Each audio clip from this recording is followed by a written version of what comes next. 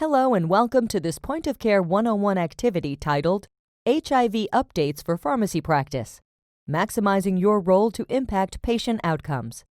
Part 2, the pharmacist's role in optimizing HIV treatment, supporting patients' adherence and retention in care.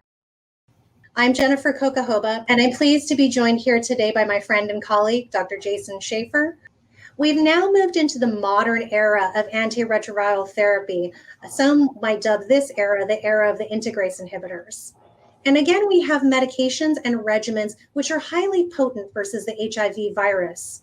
But we've now moved to convenience with multiple single tablet regimens available, fixed dose combinations to really decrease pill burden and frequency of taking the medications with longer half-lives, as well as moving towards improved toxicities with these newer agents.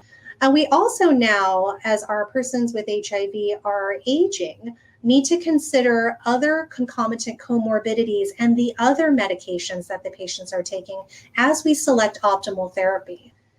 So if you do have an antiretroviral regimen that has some kind of food requirement, either with food or completely without food, that might be a barrier to a person being able to adhere to their medication regimen well. So there are some antiretroviral therapies which actually have no food requirements, and these might be preferred by patients. There's good evidence out there that if you're able to treat someone with just one tablet for their full antiretroviral therapy regimen, they tend to do better in terms of adherence and overall outcomes with their HIV.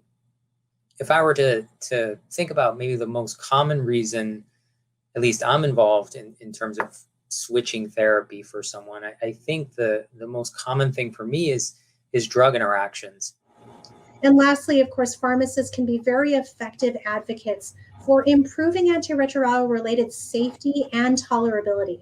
So thank you again. Thank you to my colleague, Dr. Schafer, and hope you guys have a good rest of your day.